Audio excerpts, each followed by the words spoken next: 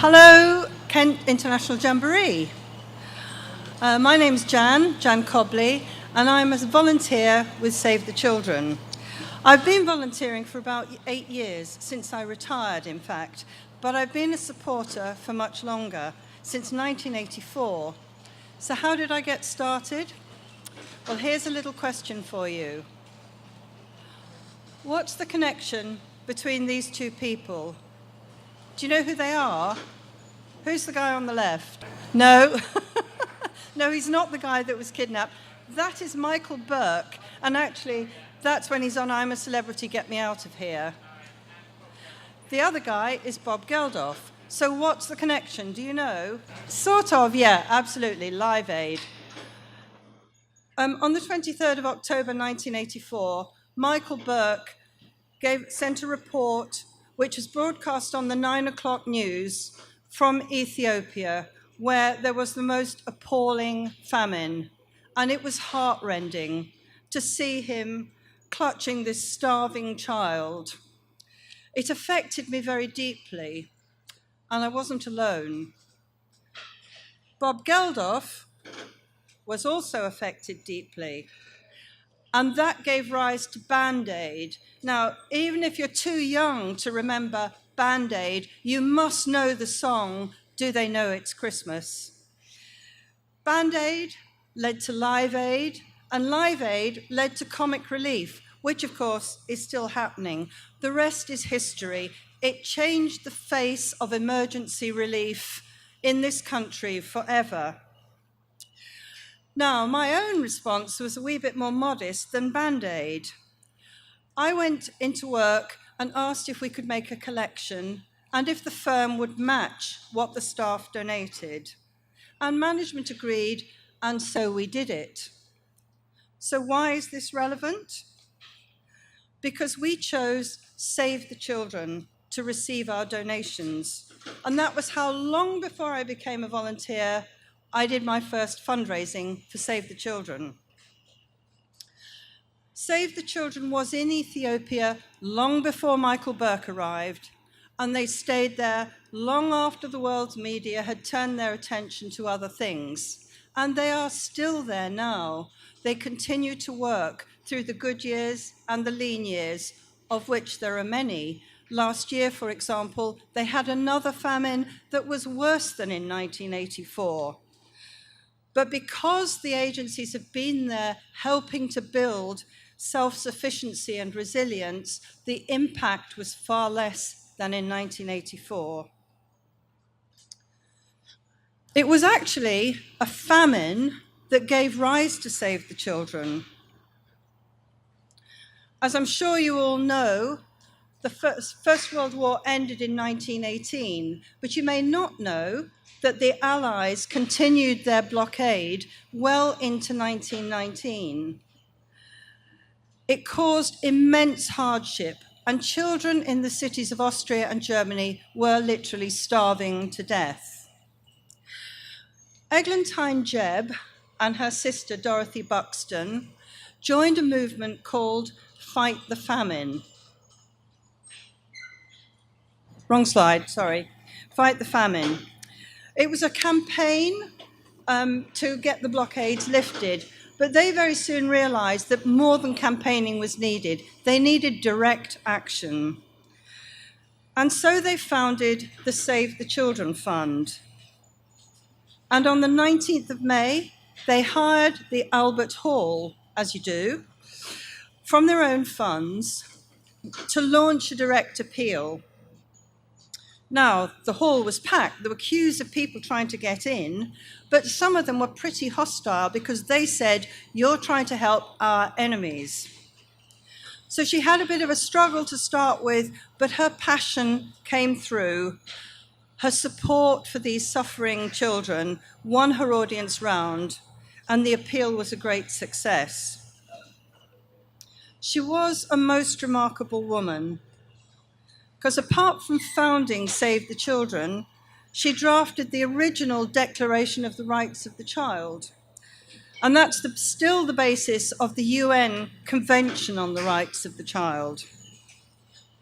She said, every war is a war against children.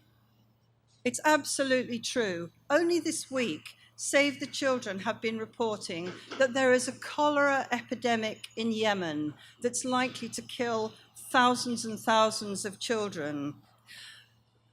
2 years of war have ravaged the transport systems. Food is in short supply, there's widespread malnutrition, and that weakens small children.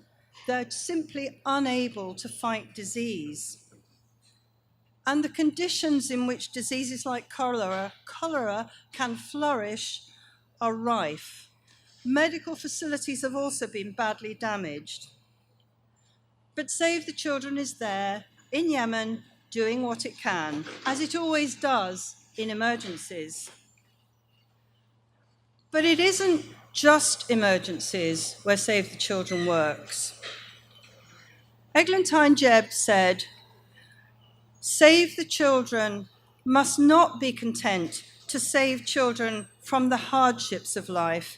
It must abolish those hardships, nor think it sufficient to save them from immediate menace. It must place in their hands the means of saving themselves and so of saving the world. And that vision still drives Save the Children. Today, it expresses its founder's goal in this way. We do whatever it takes for children, every day and in times of crisis, transforming their lives and the future we share. So what do you think we mean by a crisis? What sort of crisis?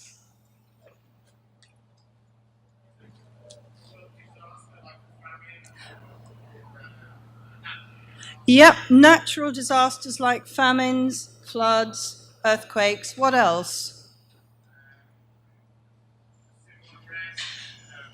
Yep, civil unrest, war. Anything else? Well,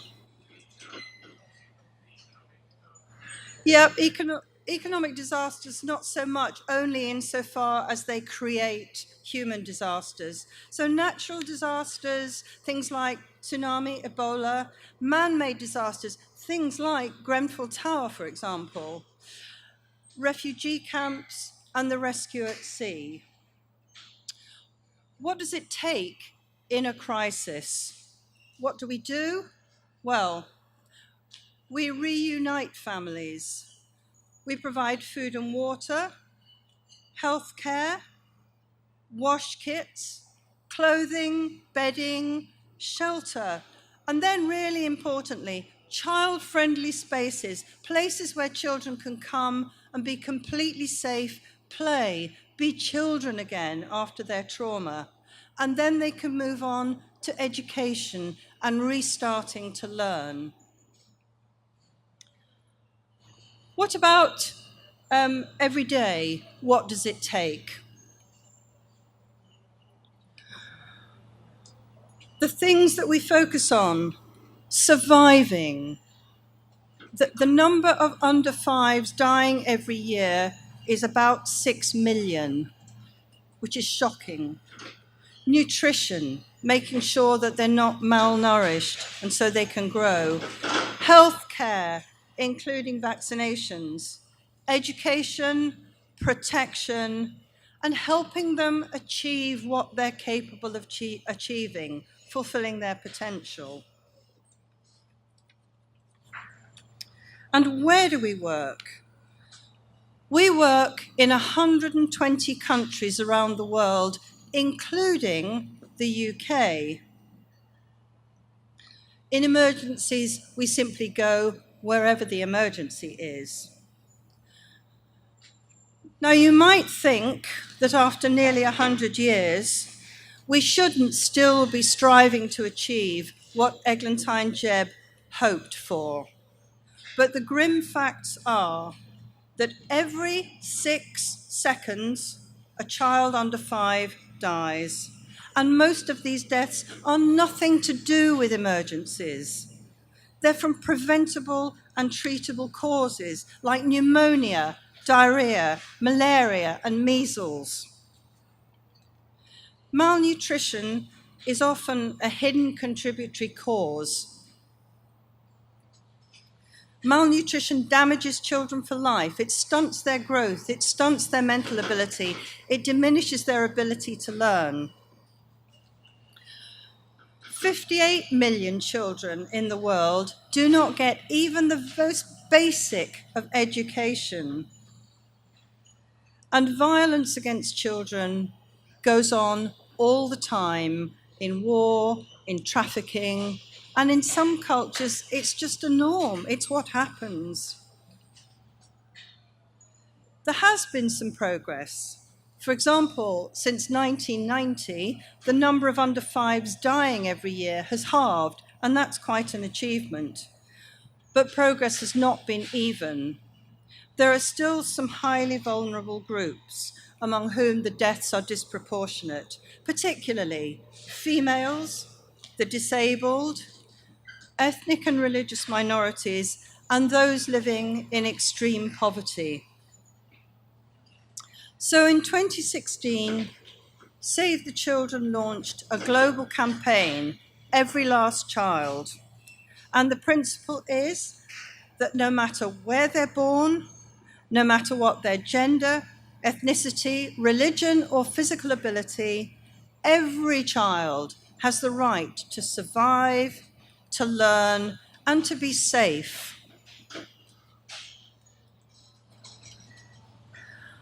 I want to tell you about some of the ways that Save the Children works towards this goal. In 2012, I was fortunate enough to join a group of volunteers that visited Tanzania. We saw Save the Children's work on the ground and the difference that it makes. Tanzania is a country of huge potential. It has wonderful scenery, wildlife, beaches, it has the Serengeti, Mount Kilimanjaro, and it has extensive mineral resources. So it's the third largest gold producer in Africa. But it also has some pretty significant problems. As you can see from these numbers, infant mortality, stunting, and malnutrition are bad. HIV/AIDS is very prevalent. The figures speak for themselves. There's no war, no famine, and no natural disasters in this country. It should not happen there. So what is Save the Children doing to change things? Let's talk about survival. The incidence of HIV/AIDS is very high, but so is the level of ignorance. People in Tanzania are dying and endangering the lives of their children because they don't understand what HIV is, how it's transmitted, its effects, the importance of being tested, and the treatment that's available. They don't even know that treatment is available. So if we want to save children's lives in Tanzania, we have to start before they're even conceived. And education is the key. In this village, Save the Children has trained groups of men, women, and young people. Their role is to go back to their village and talk to their peers.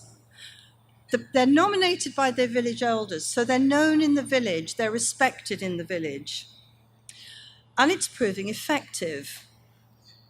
There is still quite a lot of resistance, particularly among the men, but they prefer to talk to other men than to be talked to and advised by women and health workers. But they're slowly responding. And the headman here used our presence to deliver a homily to his people to go and get yourself tested. Now, our country manager said to us when we arrived, we can't come in with our own ideas, our own Western ideas of how things should be done and impose them. We have to work with and within their own structure and their communities. So here we're working with the community in a way that fits their structure and their culture to help them to help themselves. And that's the key, put into their hands the means of saving themselves.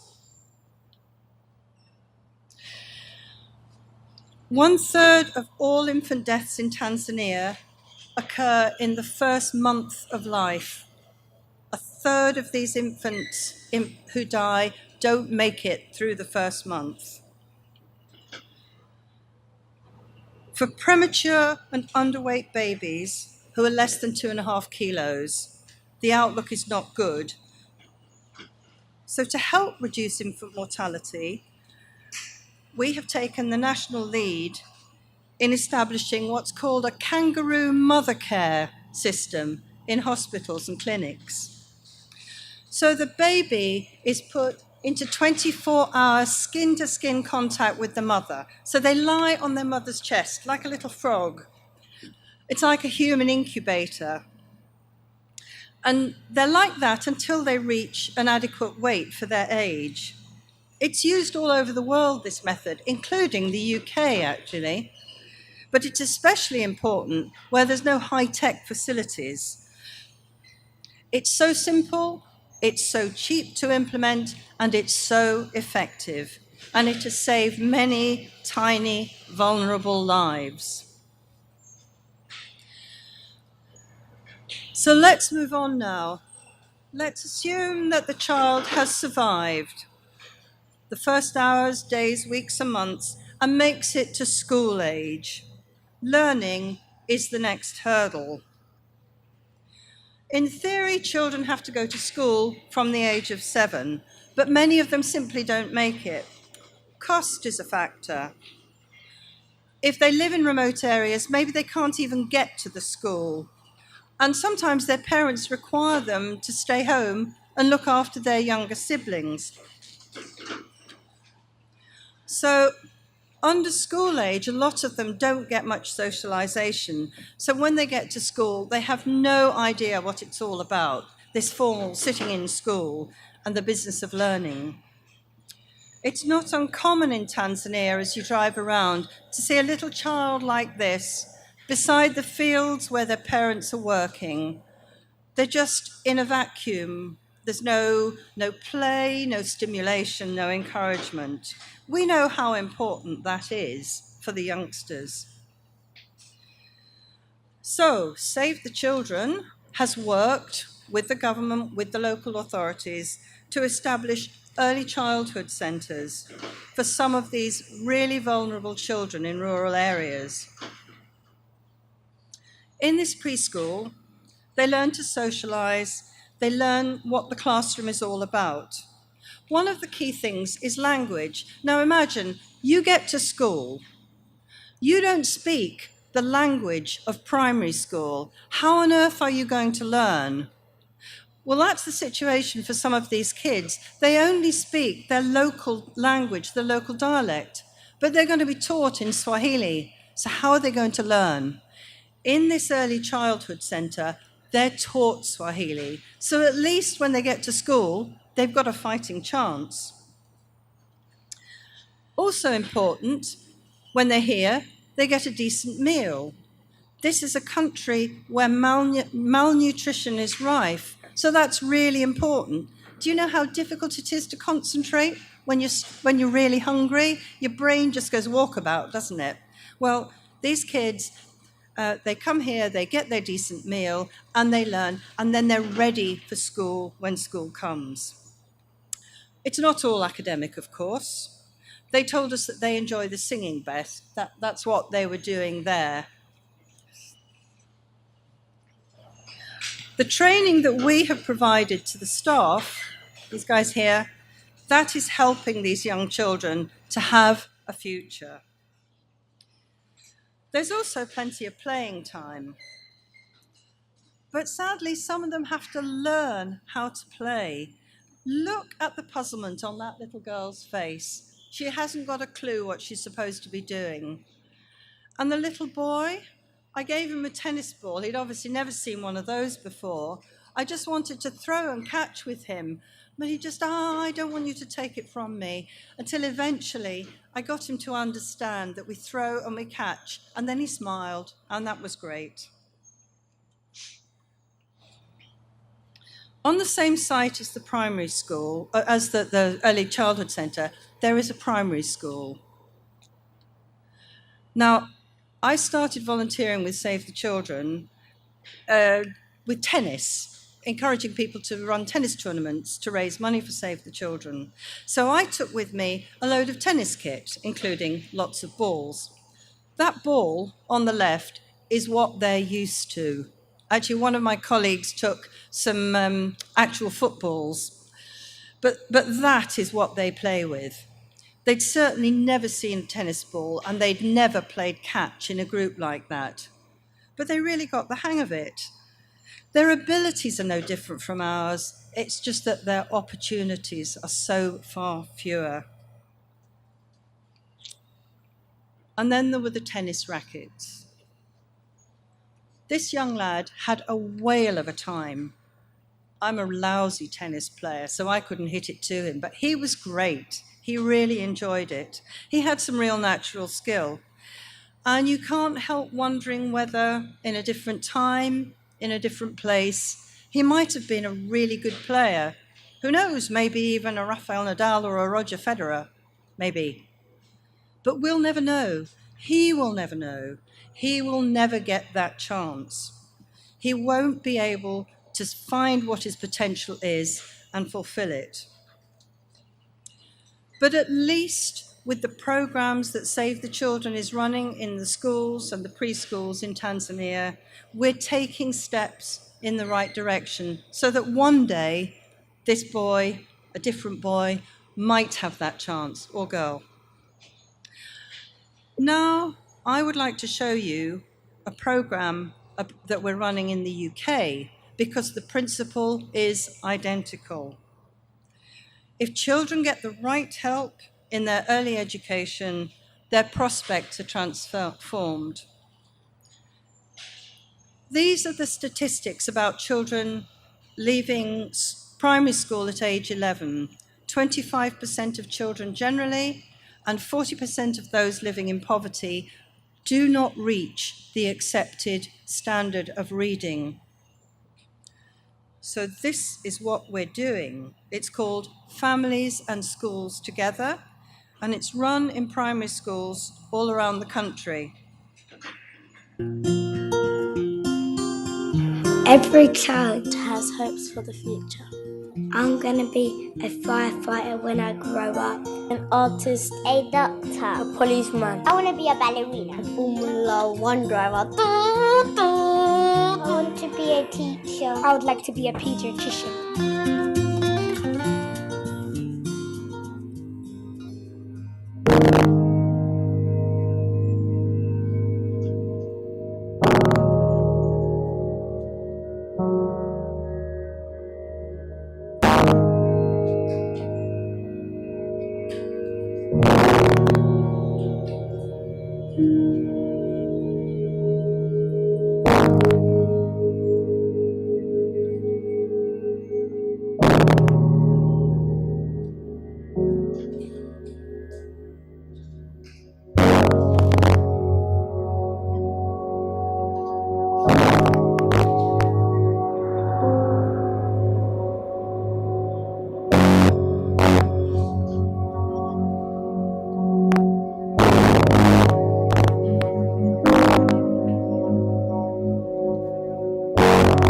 Together we have an opportunity to break that cycle for good.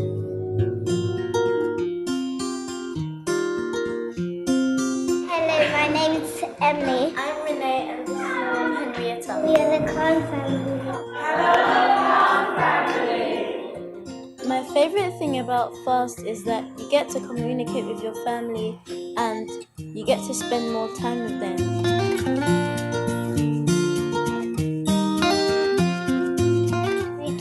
Some drawings. You get to know different people. I like all of the lovely food.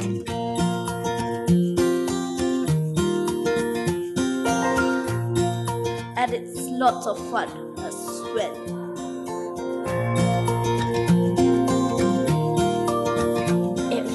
that simple. It is really that simple. It really is that simple. Since it's been running, you can just see just the relationships between us and the community has grown. We've seen accelerated progress in the children's learning, in their reading, in their writing and in their mathematics. Behaviour has improved, how the academic achievement has improved. It's just a miracle. It's one of the most powerful things we've ever done.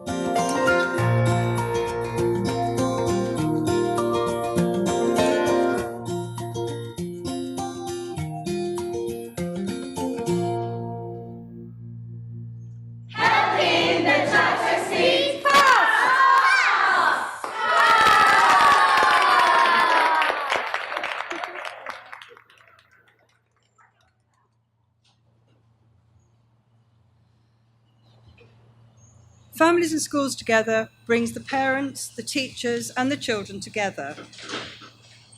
They meet monthly, they meet weekly for 8 weeks, and then they have this graduation, and then the parents and the children and the teachers come together again monthly for a couple of years. It's as much for the parents as for the children, and the results are excellent, as you can see. One parent said, "It made me realize I was not alone." The principle's the same whether it's the UK or Tanzania. Our programs are helping bring communities together to help themselves, to break the cycle of poverty.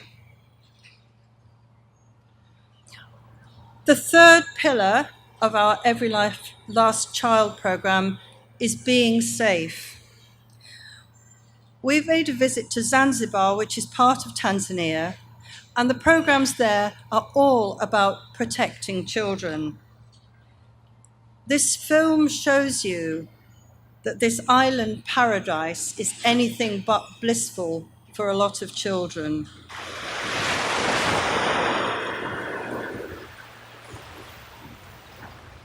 Zanzibar is a beautiful island. It looks paradise to many who come from all over, but it has another side in which the children are suffering silently without any notice.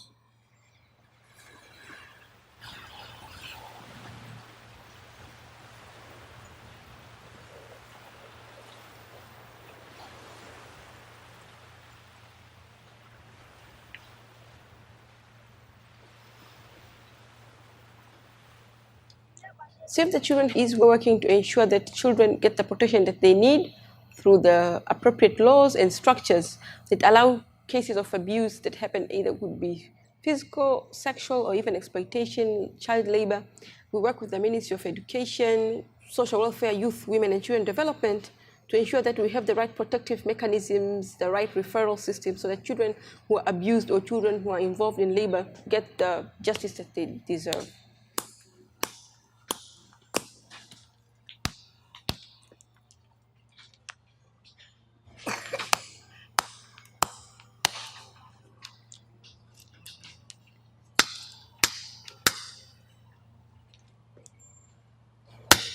Kila siku nyingine napumzika, siku nyingine sipumziki.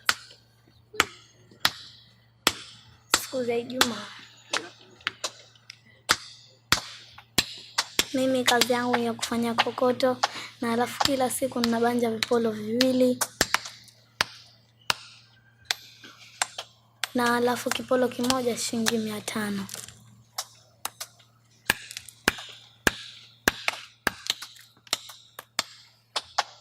Vya mikono, vya kiuno.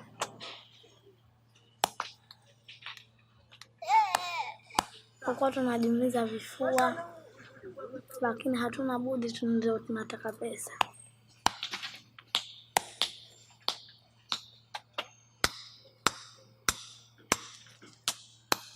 Siku nyingine nategemea nifanye kazi nyingine.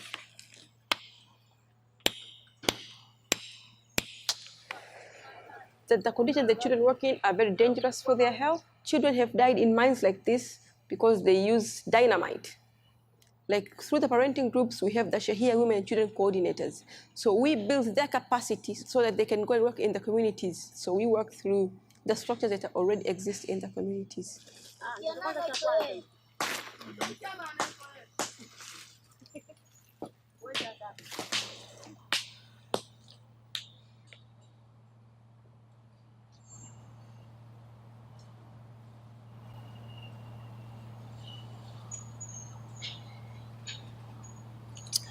The film predates our visit in 2012, but by 2014, over 3,000 under-18s had been withdrawn from or prevented from entering the labour market, and they're attending school. But at the same time, Save the Children is supporting vulnerable families to start income-generating activities. Because if you take away the children's earnings, you have to enable the family to replace them, to ensure the children don't suffer in a different way as a direct result. So what it means is to place in the hands of communities the means of saving themselves. This brings me to my last Tanzanian program that I want to tell you about. Now, I spent my working life in banking, and that's not something many people are proud of these days. But there is a form of banking in Tanzania, village community banking, that I would have been really proud to have been associated with. It's a sort of microfinance, but it's different from traditional models. It's aimed at poor and vulnerable communities, and it's as much about mobilizing their own resources as it is about actually providing finance. It's helping them to help themselves. So the members found the bank. They buy shares, and they pay a weekly sum per share to create a pot of money to lend. The loans are quite small, they're at reasonable rates of interest, and they're for short terms. But from that initial loan, they can start an activity to generate income, and that builds the capacity in the community. What's so special about this? Well, that is the bank. There's no external body. It's all within the community. They develop their own rules, they appoint their officers, they collect and disperse the money. Nobody's paid. There are no bankers' bonuses here. It's designed to fit with their culture and their structure, in the community, for the community, by the community. There's a maximum of 30 members, so they all know each other, and each one has at least one share, but no more than 3. So everybody has a stake, but nobody can have a dominant stake. The second thing that's special is the training. They're all trained in lending and saving, of course, but they're also trained to identify business opportunities, to set up their businesses, and to run and manage their businesses. And that is, of course, fundamental to the success of the enterprise. And they can begin to move out of subsistence into a cash economy. What do? They've bought animals, which give them not just an income, but improved nutrition. They make things to sell, like these pots. Some of them are sewing. And they're creating employment opportunities for others. They're working as a community together, replacing mud huts with brick houses. And they talk about doing more as they grow, so improving their roads, their health facilities, their education, their water supply, their sanitation, and so on. And they say, we're stronger together, and that it has worked out better than they could ever have imagined when they started it. Save the Children's role has been training them, helping the communities to help themselves. And why banking? Because by helping the community to lift itself out of subsistence is the best way of supporting vulnerable children and giving them a chance of a brighter future.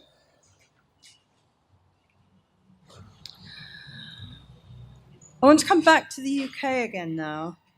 It's quite widely believed that there's no real poverty in the UK, not like there is in Africa. It's simply not true. There are many families who struggle to feed themselves, parents who go without food to feed their children. Their children are malnourished, they don't maybe have a proper place to sleep, so they struggle at school. You can imagine if you haven't had enough to eat and you haven't had a decent night's sleep, what it's like. So they grow up without an adequate education, and the cycle of poverty continues. Little things can make a difference. There is a program called Eat, Sleep, Learn, Play, and this film explains what it's about.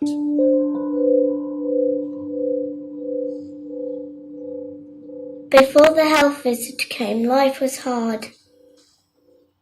After my baby brother was born, my mum got upset because we didn't have enough money as my dad didn't have a job anymore. This made us sad. Our house is small, and when my brother was born, me and my sister had to share the same bed. She'd kick and fidget.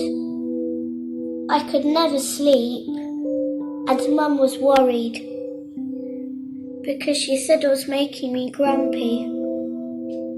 Our cooker was broken, so sometimes we didn't eat before bed. When we did eat, the food was horrible and cold. Mum would be sad when she couldn't give us our tea. 1.6 million children just like me live in severe poverty. And every year 100,000 babies like my little brother are born into families who can't afford basic things like beds, toys and cookers.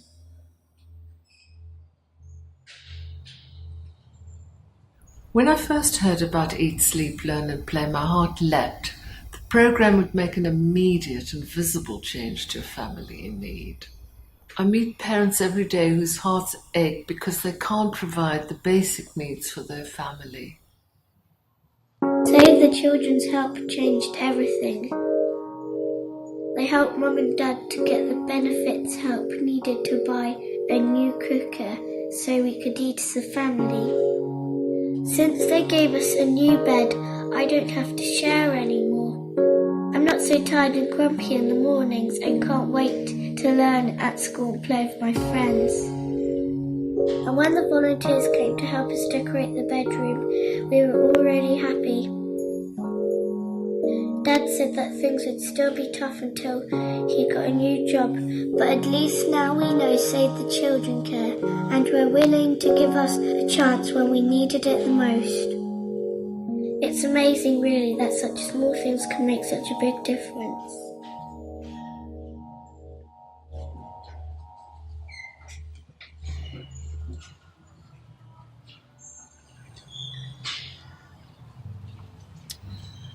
Whether it's in the UK or in Tanzania, Save the Children's programs operate in the community, with the community, for the community. They help people to help themselves, to lift them out of the cycle of poverty and create a brighter future for their children. That's what we saw in Tanzania, creating sustainable development and a brighter future. Or as our founder said, placing in their hands the means of saving themselves. Would you like to help Save the Children continue and expand its work to achieve Eglantine Jebb's goals? Now, my volunteering started with tennis tournaments, but I've also been involved in events as different as art shows, spa evenings, street collections, and even dog walks. So what could you do? You could do serious or silly things, easy or challenging things, play to your strengths, or try something completely new. And maybe the easiest and possibly quite the silliest thing you could do to get started is to support Christmas Jumper Day. Get all your colleagues, whether at school or at work or just locally, to wear a festive jumper on the 15th of December and donate a few pounds to Save the Children for the privilege. Make the world better with a sweater. Put it in your diary. Go online at savethechildren.org.uk to find out more and sign up. I'll leave the last word to some of the children around the world who've been helped by Save the Children. Thank you. Thank you. Thank you. Thank you. Thank you. Merci. Shukriya. Thank you. Thank you. धन्यवाद. Thank you. Thank you. Thank you. Thank you. Thank you. Asanteni sana. Thank you.